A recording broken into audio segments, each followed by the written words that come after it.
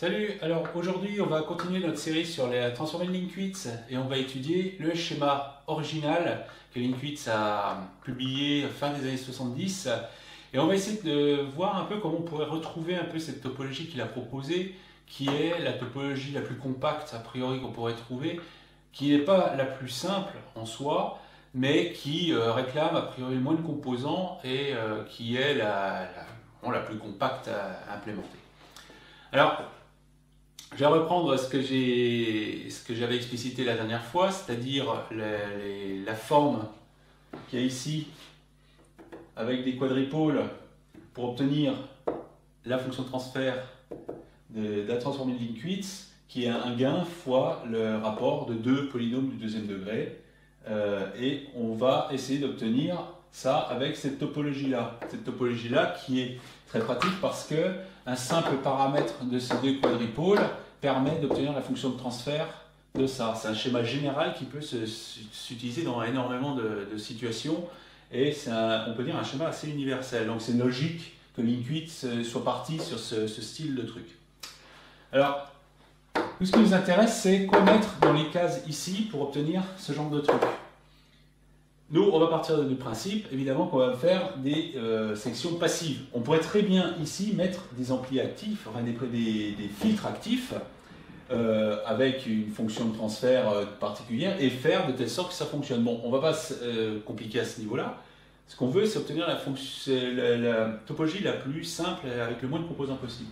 Donc, on va partir du principe qu'on va utiliser des cellules passives ici. On va partir du principe qu'on ne va pas utiliser de self, parce que la self n'est vraiment pas applicable en pratique quand on veut faire de l'électronique à petits signaux comme ça. Et souvent, lorsqu'on a des self, on obtient des valeurs numériques qui ne sont pas utilisables de toute façon. Donc voilà, on va essayer de trouver un petit peu ce qu'on va foutre là-dedans. Donc il y a ça, il y a donc cette topologie qui est imposée, la formule, la fonction de transfert qui est imposée. Et cette fonction de transfert implique ça, c'est-à-dire qu'en continu, on a un gain K, et à fréquence très élevée, on a un gain unité. Donc ça, c'est important d'avoir toujours ça en tête pour choisir la topologie. Alors ici, j'ai mis ce qu'on peut en déduire immédiatement. Premier point, c'est topologie égale. Ça veut dire que les deux cellules ont a priori la même structure.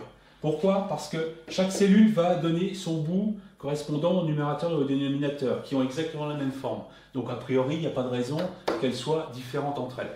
Donc ça, c'est la première chose. La deuxième chose, c'est que ce sont les trucs du deuxième ordre. Donc on peut supposer qu'il y aura deux condensateurs par quadripôle. Ce serait bête d'en mettre plus que ça, et il en faut moins deux pour avoir du deuxième ordre. Ensuite, ce genre de truc interdit certaines choses, surtout quand on manipule les condensateurs. Le problème des condensateurs, c'est que ça se comporte comme des courts-circuits en haute fréquence et ça se comporte comme des circuits ouverts en basse fréquence. Et les ampliopes détestent certaines situations. Ils détestent voir ces sorties court-circuitées. Ils détestent avoir la boucle de contre-réaction qui soit ouverte, c'est-à-dire avoir un gain quasi infini. Ils détestent, ici dans cette situation-là, celui qui va attaquer le truc détesterait avoir une capacité qui soit mise à la masse à l'entrée, c'est-à-dire qu'il se retrouverait court-circuité. Donc il y a quelques topologies comme ça qui sont interdites de fait. Et une chose qui est en pratique qu'on ne fait pas parce que ça ne marche pas bien, c'est de faire des contre-réactions qui soient faites autrement que par des résistances pour fixer un gain. On pourrait très bien mettre par exemple deux condensateurs ici, ça donnerait bien un rapport de deux impédances qui resterait constant avec la fréquence, mais le problème c'est qu'en haute fréquence on se retrouverait avec des condensateurs qui auraient des impédances très faibles, et donc la sortie ici serait amenée ici à une masse virtuelle, et en gros la sortie serait court-circuitée. Et en entrée, ça serait du même genre. On se retrouverait avec quelque chose qui est bizarre. Et surtout, en basse fréquence, en continu, on se retrouverait avec des trucs, effectivement, on a un circuit ouvert ici, il n'y a rien qui rentre, mais on a un circuit ouvert ici, on a un gain infini, ou très élevé. Donc ici, on va se retrouver avec un bruit considérable, avec la moindre perturbation. Donc, il n'y a aucune stabilité à attendre d'un système dont le gain serait fixé par des rapports de condensateurs. Donc, c'est ce qui est écrit ici. Il ne doit pas y avoir de contre-réaction capacitive pour fixer un gain. Il ne doit pas y avoir de kappa en parallèle en entrée, mise à la masse, et pareil en sortie. Ça, ce sont des règles de base. Voilà. Et maintenant, on va regarder, c'est simple, j'ai pris toutes les cellules possibles les plus simples à 2 et 3 composants, et on va voir lesquelles peuvent rentrer dans les cases. Alors, il faut bien voir que ici, j'ai commencé par des cellules de degré 1, parce que ici, il n'est pas du tout exclu que ce quadripôle soit une combinaison de quadripôles du premier ordre, pour obtenir le quadripôle du deuxième ordre. C'est une porte ouverte, une porte qu'on se permet d'avoir, pour ne pas avoir forcément une topologie du premier coup qui soit du deuxième ordre. On peut très bien avoir deux premiers ordres entre eux, sous forme de sous-quadripôles qui seraient là-dedans. Pour ça, j'ai mis toutes les possibilités du premier ordre et du deuxième ordre, disons à 2 et 3 composants, disons simples ici. C'est les structures habituelles qu'on retrouve tout le temps. Alors, maintenant, c'est facile. Il suffit de les prendre et de regarder si on ne se retrouve pas dans des cas interdits. Par exemple, je prends celle-là, la première. La règle numéro 1 dit que ça va être la même des deux côtés. Qu'est-ce qui va se passer? On va se retrouver avec, ici, si je la prends comme ça, une kappa ici, une résistance là. Et comme ici, le quadripôle est mis dans ce sens-là, on aura une résistance là et une kappa là. Voilà ce qui se passerait si on remplace là. Problème, c'est que ici, la contre-réaction, le gain risque d'être fixé par deux condensateurs. Même si la résistance est à la masse, ici, les condensateurs vont gérer le gain des deux trucs. On se retrouve dans ce cas de figure. Donc, on ne peut pas utiliser cette topologie-là directement. En tout cas, on ne peut pas l'utiliser avec une autre topologie qui serait mise en parallèle. Alors, elle pourrait être utilisée avec une autre topologie mise en série, mais là, je vais émettre une autre contrainte pour des raisons pratiques, c'est que quand on travaille avec des quadripôles, mettre des cellules en série au sein du même quadripôle est quelque chose de délicat. C'est quelque chose qui est difficile à calculer parce qu'on ne peut pas le séparer en deux quadripôles. La version série des quadripôles, c'est pas deux cellules en série à l'intérieur, c'est pas la même chose, c'est une autre configuration. La chose qu'on sait faire très facilement, c'est la mise en parallèle de cellules, la mise en parallèle de quadripôles. La mise en série de quadripôles, c'est pas la mise en série de cellules comme ça, c'est la mise en série de quadripôles qui s'enchaînent les uns derrière les autres. C'est pas la même configuration. Ça, faut aller voir la littérature sur les quadripôles, voir la différence entre des quadripôles en série et des quadripôles avec des cellules en série en interne. Ce n'est pas la même chose. Par contre, en parallèle, c'est beaucoup plus simple. C'est pour ça qu'on va privilégier la mise en parallèle de cellules, parce que c'est beaucoup plus facile à manipuler quand on a des quadripôles. Donc, l'idée ici, c'est, si on utilise des cellules simples, qui n'ont pas de deuxième ordre au départ, c'est de mettre à la fin deux cellules simples du premier ordre en parallèle. C'est pour des raisons purement pratiques. Donc, c'est plutôt une direction vers laquelle on va naturellement, parce que c'est plus pratique comme ça. Donc, ici, ce sont des cellules simples. Forcément, il y aurait quelque chose à mettre en parallèle pour augmenter le degré. Donc, ça, c'est pas possible. Ça, c'est pas possible. Parce que ces kappas-là sont mises à la masse et on va se retrouver avec quelque chose de ce genre. Alors, si je le mets, on va se retrouver avec ça.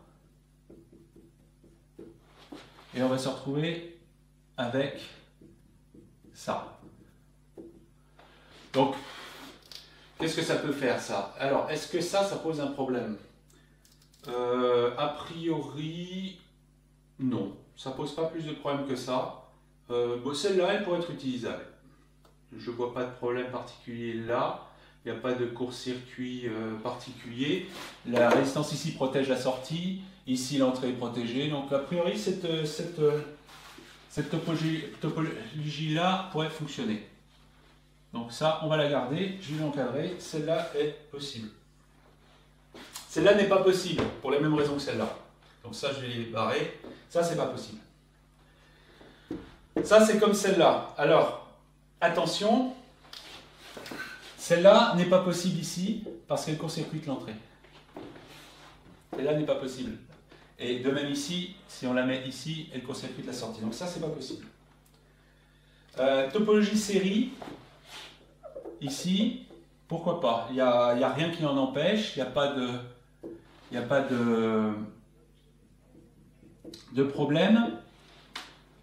À supposer, attention, il n'y a pas de problème, à supposer qu'il y ait quelque chose en parallèle qui ne soit pas du même genre.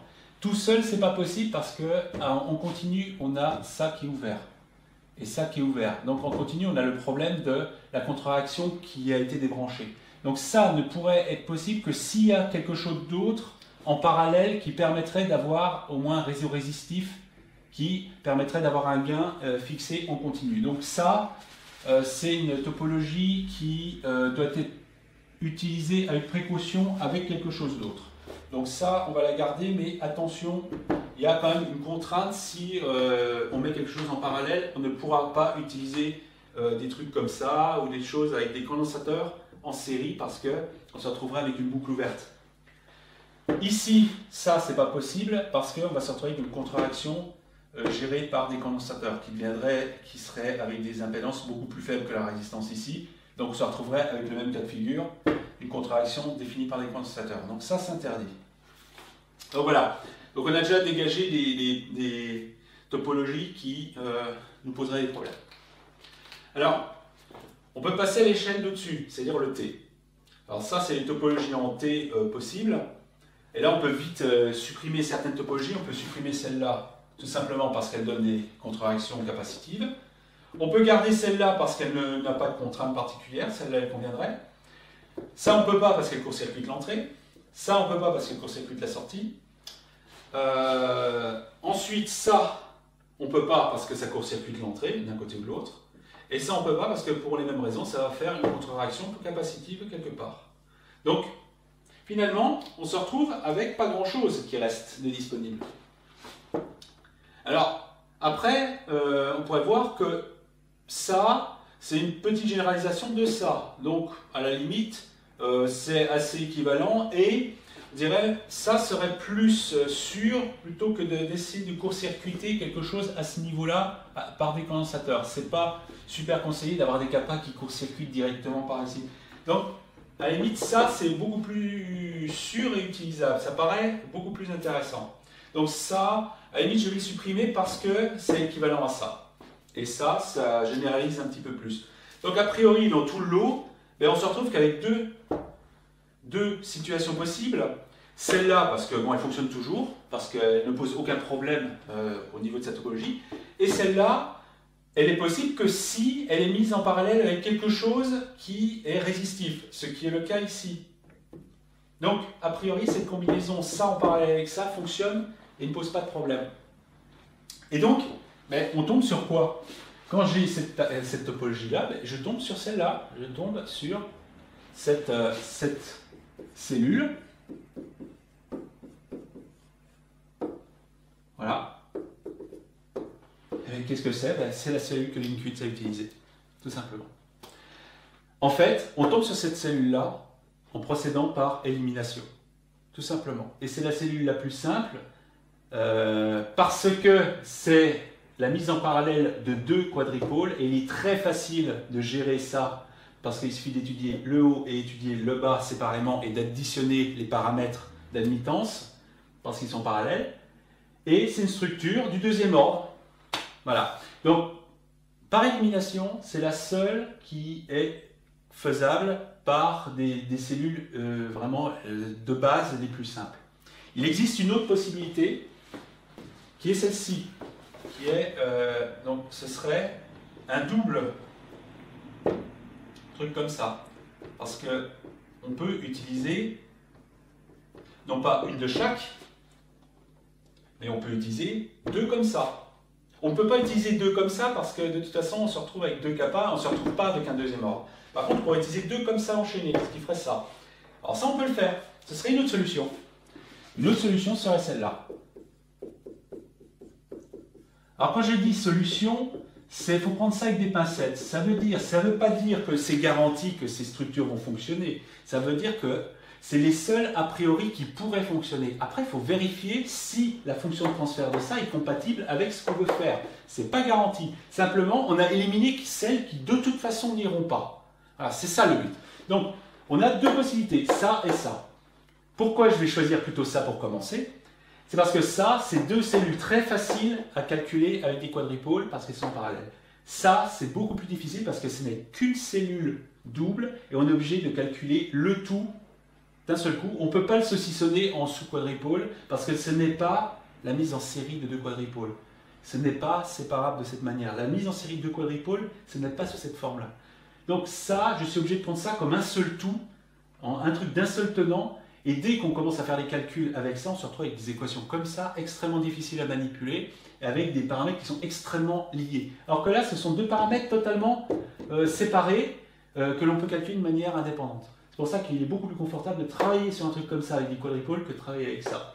Mais j'ai fait le calcul avec ça, on peut le faire. On peut faire une transformée de ligne-cuite avec ce genre de topologie. Mais c'est extrêmement laborieux et c'est beaucoup plus difficile à mettre en place. Ça, c'est beaucoup plus simple a priori. Donc après, le but c'est de prendre ça, l'insérer là-dedans et de calculer la fonction de transfert réelle en fonction des trucs qui sont là.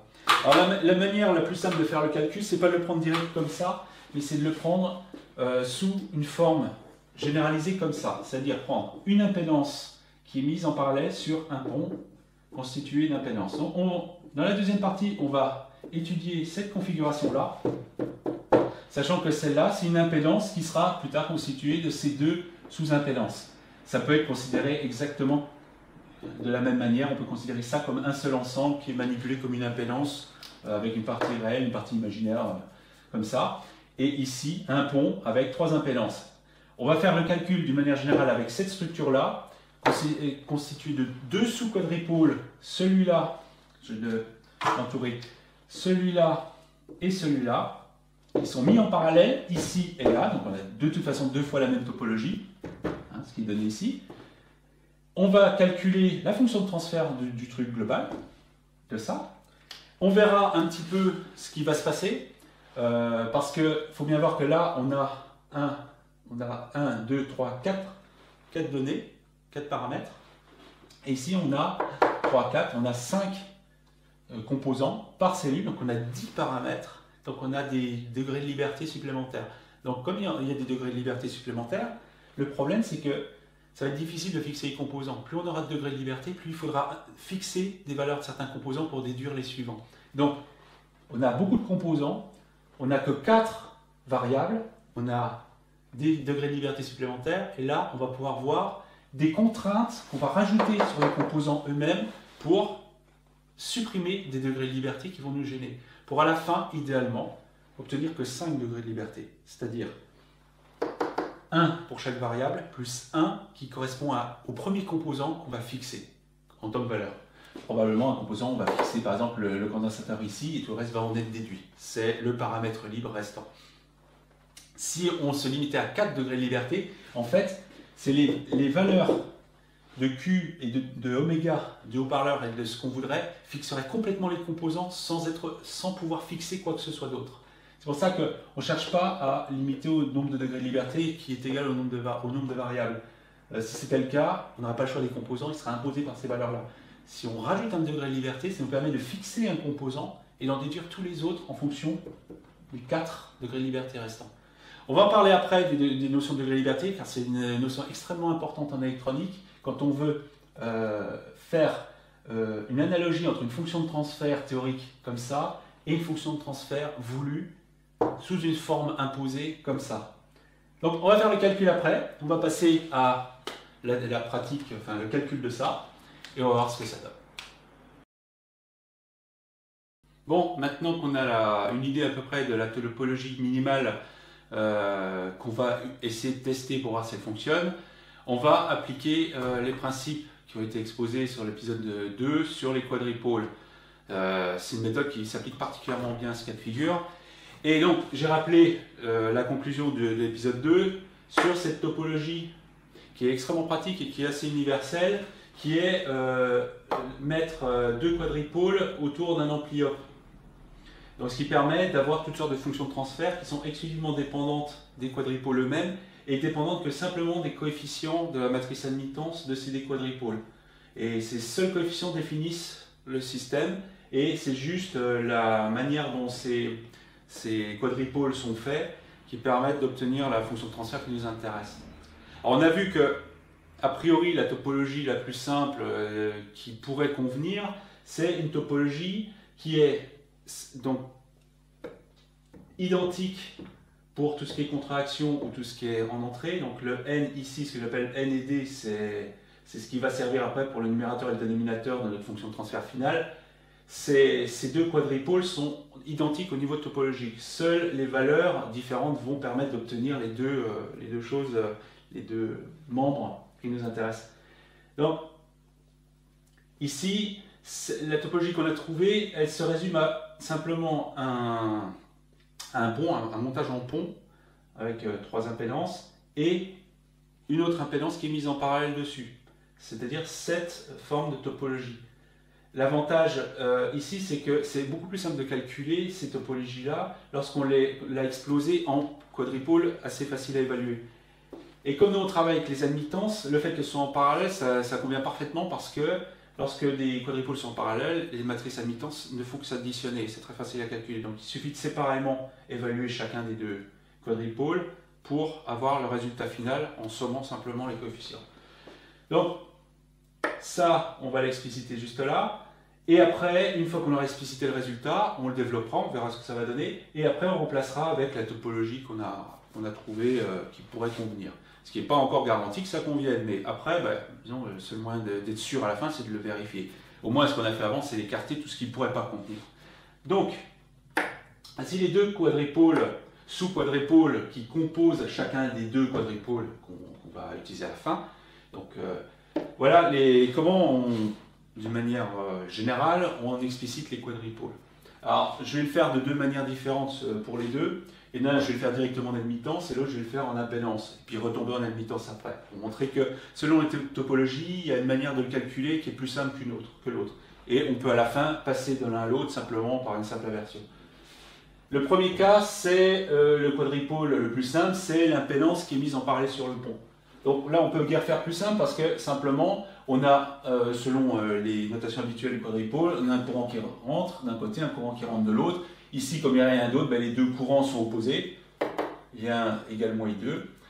Et après, au niveau des tensions, c'est simple aussi. Vu de U1, U1 c'est U2 plus la tension borne de Z1, ici.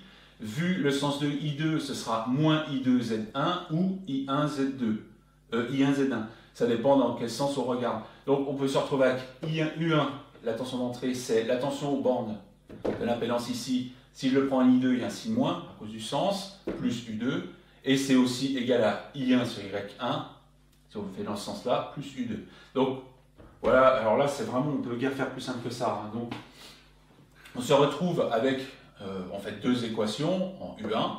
Ce qui nous intéresse, quand on travaille en admittance, ce qui nous intéresse, c'est d'avoir les I en fonction des tensions. Ça permet d'avoir I égale YU, et non pas U égale ZI. Donc, si on retourne ça et on met, par exemple, I1 égale quelque chose en fonction de U1 et U2, on se retrouve on retourne les expressions, on se retrouve avec I1 égale U1Y1 moins U2Y1. Et I2 égale moins U1Y1 plus U2Y1. Et si on met ces équations-là sur la forme matricielle, on se retrouve avec ça. C'est vraiment le cas le plus simple, c'est l'impédance série comme ça, mise sous la forme admittante. Voilà. Et le terme qui nous intéresse à la fin, le Y12 du système, c'est ce terme-là. Alors comme c'est un réseau passif, on le retrouve aussi en symétrie de l'autre côté. C'est une caractéristique des quadripôles passifs, c'est que le Y12 et le Y21 sont identiques, parce que ça veut simplement dire qu'on peut inverser le montage, ça ne change absolument rien. Bon, pour ça, ça ne change rien évidemment, vu qu'il n'y a qu'un composant, mais pour le cas du pont, on pourrait inverser Y2, Y3, ça ne changerait rien. Donc ça, voilà, bon, ça on a directement le résultat, c'est celui qui nous intéresse. Alors dans le cas du pont, il est plus facile de travailler en impédance. Simplement parce que ici on veut utiliser des tensions, on va faire le même genre de raisonnement ici en faisant U1 en fonction de quelque chose et U2 en fonction de quelque chose. Et il est plus facile ici de faire des multiplications entre courant et impédance pour faire les sommes de tension.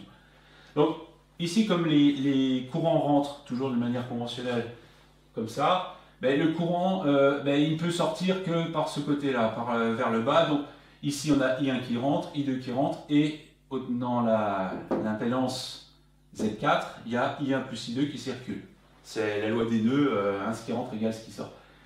Donc ici, vu de U1, U1 c'est I1 Z2 plus le courant qui passe dans Z4, c'est I1 plus I2, c'est I1 Z2 plus I1 plus I2 Z4.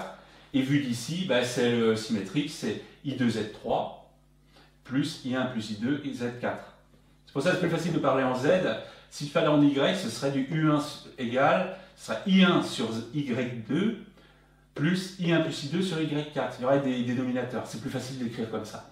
Alors si maintenant je range les I1 et les I2 pour obtenir U égale quelque chose en fonction des courants, j'obtiendrai quelque chose sous cette forme-là, ce qui, sous forme matricielle, se présente comme ça. Donc voilà, bon, c'est pareil. L'avantage, c'est que le pont, même si ça n'a pas l'air aussi simple que ça à manipuler directement, lorsque c'est mis sous la forme de matrice, c'est extrêmement simple. Et là, on a une matrice impédance. Alors nous, ce qui nous intéresse, c'est une matrice admittance. C'est ça qui nous intéresse à la fin. Donc, si on veut calculer la matrice admittance, ben, on retourne les variables U et I, on les passe ici, et la matrice ici, on la remplace par l'inverse. Bon, ben, une matrice de 2, on l'inverse, donc calculer les déterminants, parce que j'ai noté delta ici, c'est ça fois ça, moins ça fois ça, et après, bon, on fait les règles d'inversion de matrice pour du 2-2, ce qui est ultra simple, et on obtient ça. C'est une matrice admittance qui est mise en Z. Okay.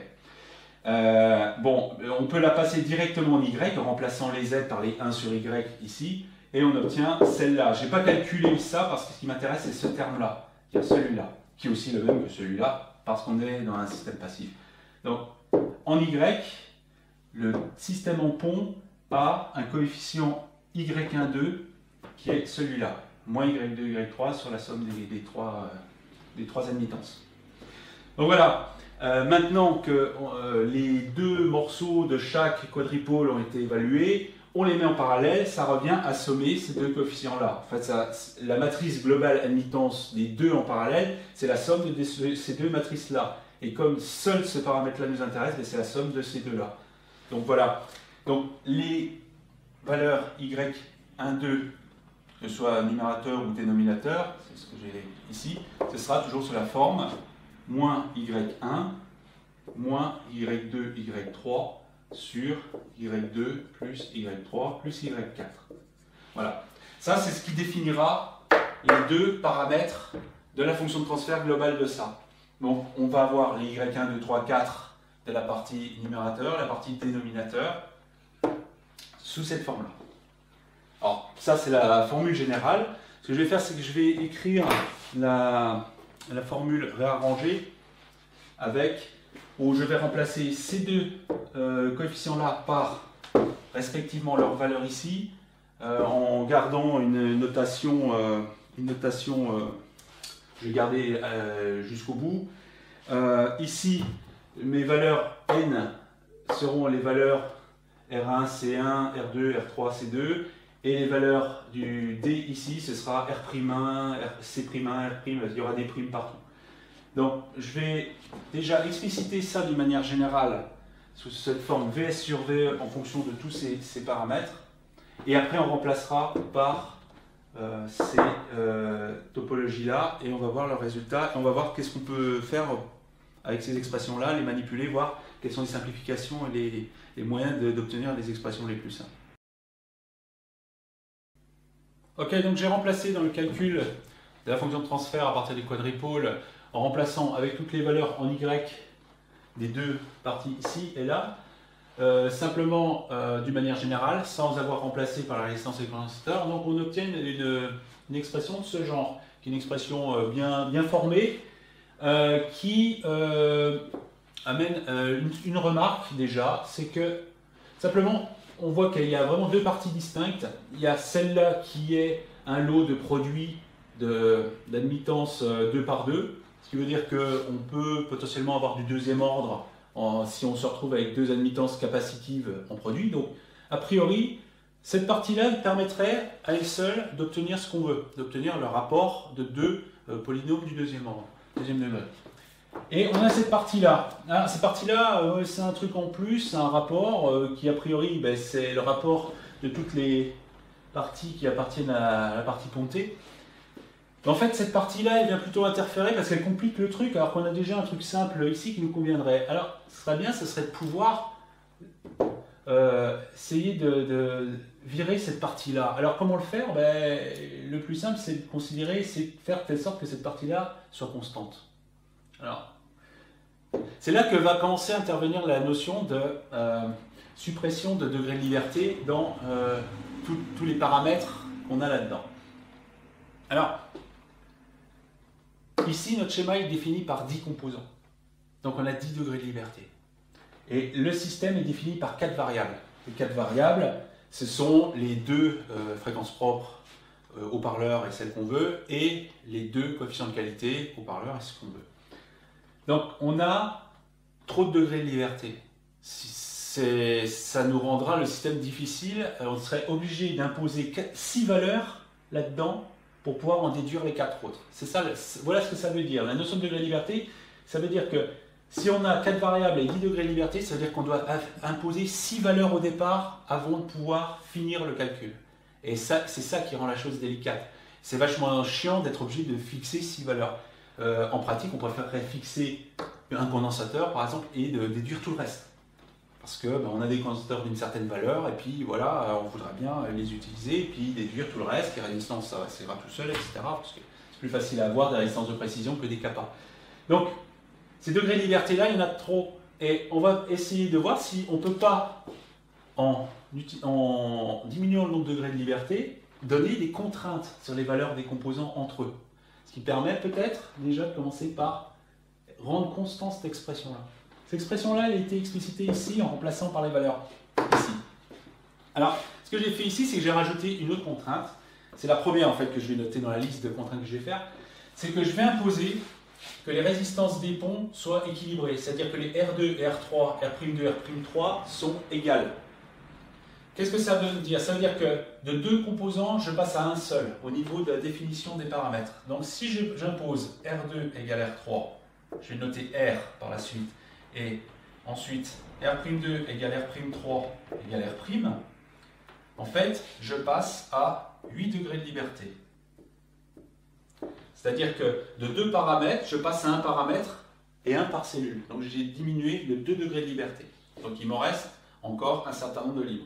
Donc en imposant ça, je réduis ici le nombre de paramètres et je passe à une valeur R et R' plutôt que R2 et R3 tel qu'il était défini avant. Donc en remplaçant directement dans cette expression-là, ici, on obtient ça. Et comment, moi, je vais rendre constant un truc comme ça? Bon, R il est constant évidemment. C'est ça que je voudrais rendre constant. Mais ici, le seul moyen de rendre ça constant, c'est, si ça c'est égal constante, ça implique que R'C2' égale Rc2.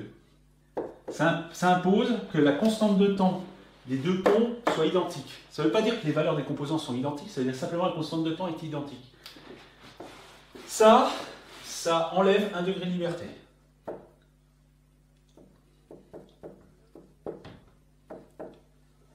Pourquoi un seul?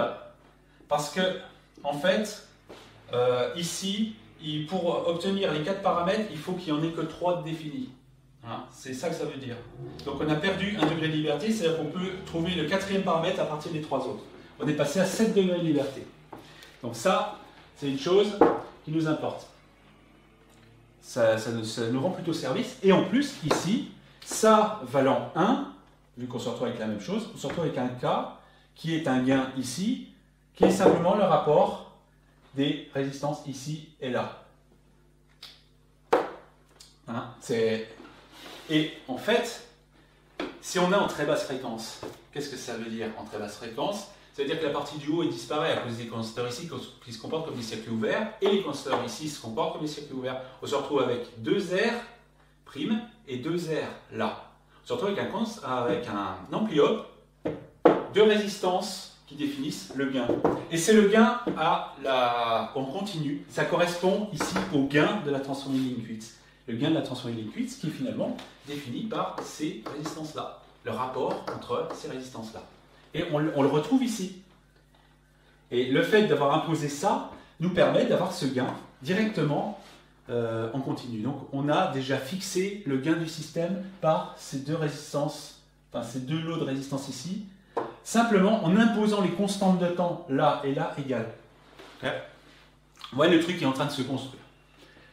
Donc en remplaçant K, en ayant K défini comme ça avec cette contrainte-là, en remplaçant tout le reste, alors là bon, c'est du calcul, on obtient cette fonction de transfert globale ici, du système. Alors ça contient nos contraintes ici, ça contient les contraintes là, et on se retrouve avec 7 degrés de liberté. Donc c'est encore un peu trop, parce que ça veut dire que pour définir le système, il faudrait imposer 3 valeurs au départ. Okay. Maintenant, on regarde un peu ça là. Donc le cas ici, ça vaut R sur R'. Ici j'ai un R' sur R, donc je pourrais effectivement simplifier R' sur R au carré. Je peux simplifier ça et virer le K. Voilà. Donc là je me retrouve, R' sur R, c'est vraiment le gain d'un ampli-op en inverseur avec ces lots de résistance là. On retrouve une portion du premier ordre et une portion du deuxième ordre. De manière un peu analogue à ce qu'on avait dit au-dessus avec ça, ça nous plaît bien ça. Ça fait vraiment deux fonctions du second ordre, l'une sur l'autre, indépendantes. C'est pile poil ce qu'on veut. Sauf que c'est ce truc-là qui nous fait un peu chier là. Mais, je veux dire, on va faire la même chose que ça. On va se dire, on va essayer de faire ça égal à constant, que ça soit constant. Et même égal à 1. Ben, en faisant ça, qu'est-ce que ça nous dit? Ben, simplement, ça, c'est la constante, égale à 1, parce qu'on ne va pas pouvoir faire autrement, il faut que le numérateur et le dénominateur soient identiques. Ça veut dire que R'1, C'1, c'est R1, C1. Okay. C'est ça que ça veut dire. Ici, il n'y a pas de prime. Ça veut dire que donc, on impose que ces constantes de temps soient identiques. Donc ça nous fait encore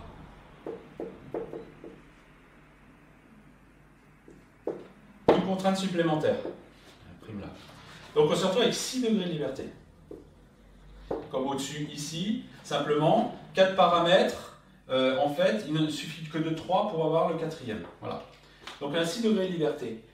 Mais on a une chose aussi, une dernière chose qu'il ne faut pas oublier, c'est que quel est le gain à une fréquence, on va dire, infinie? Le gain doit être unitaire à une fréquence infinie. Et qu'est-ce qui se passe lorsque cette fréquence est très élevée? Les kappas se comportent comme des courts-circuits. Donc, ces circuits bouchons-là, enfin ces circuits en T ici, disparaissent. Qu'est-ce que ça veut dire si ça, c'est à la masse? Ça veut dire que le R3, on pourrait considérer que c'est une charge en sortie. Le R2, c'est juste une résistance en entrée ici. Pareil ici, le R2 ici, il se retrouve à la masse, le R3, il se retrouve ici. C'est comme s'il n'y avait rien, comme si c'était juste des résistances neutres ici qui ne profitent pas au gain. Et au-dessus, les kappas ici sont des courts-circuits, et j'ai R1 et R'1 qui définissent le gain du système en haute fréquence. Or, ce gain, par définition, il est égal à 1 en haute fréquence. Ça veut dire quoi? Ça veut dire que simplement, on impose par cette contrainte de gain unitaire à haute fréquence que R1 et R'1 sont identiques. R1 égale R'1. Forcément, elles sont obligatoirement identiques pour obtenir un gain unitaire à haute fréquence. Et là, on se retrouve avec 5 degrés de liberté. Et c'est exactement ce qu'on veut. On veut 5 degrés de liberté. Parce que, dans ce cas, il suffit de fixer un composant là-dedans, et on a tous les autres, par toutes les contraintes qui sont là, et par les calculs. Donc ici, ça devient 1, donc on peut le supprimer. Ça ne va pas jouer. On se retrouve avec un gain, qui est le gain de la transformée de Linkwitz. Et là, deux expressions du deuxième ordre que l'on peut mettre vis-à-vis avec la définition de la transformée de Linkwitz, avec les coefficients de qualité et les fréquences propres. Et par analogie, on retrouve les valeurs des composants en fonction des oméga, etc. et de toutes ces égalités qui restent à côté. Donc, à partir du moment où on va fixer un composant, en général, on fixe par exemple C1 ou une kappa, on fixe une kappa et on détruit tout le reste. Et c'est comme ça que ça fonctionne. Donc après, on se retrouve maintenant dans la corvée de la pure arithmétique, c'est de prendre cette expression ici, là, et ça, et de le mettre en analogie avec la fonction de transfert de la transformée de Linkwitz, et puis calculer R, C1, C2 en vis-à-vis en fonction par analogie entre les deux, et on trouve les expressions pour toutes les valeurs des composants. Et quand on fait ça, on trouve des expressions qui peuvent, lorsque la transformée de Linkwitz devient invalide, on peut se retrouver avec des résistances négatives, ce qui fait que ça fonctionne que dans un domaine de définition particulier. On retrouve ça dans la formulation de Linkwitz, quand il donne les valeurs des composants, c'est valable que dans certains intervalles de fonctionnement. Quand on change d'intervalle, quand on passe à une transformée de Linkwitz dans l'autre sens, parce que la transformée de Linkwitz, c'est pas que augmenter les basses, il y a différentes formes. On peut diminuer, on peut passer dans l'autre sens, c'est-à-dire diminuer la coupure basse, enfin augmenter la coupure basse, passer à une fréquence supérieure. Ça peut fonctionner aussi pour des tweeters, ça peut fonctionner dans d'autres situations. Et dans ce cas, on se retrouve avec des définitions où des composants peuvent devenir invalides. C'est-à-dire qu'on peut se retrouver avec des résistances négatives ou des choses comme ça. Il y a un domaine de définition où c'est utilisable. Il y a des domaines où ça ne fonctionne pas. On ne pourra pas calculer la tension ligne-Quitz.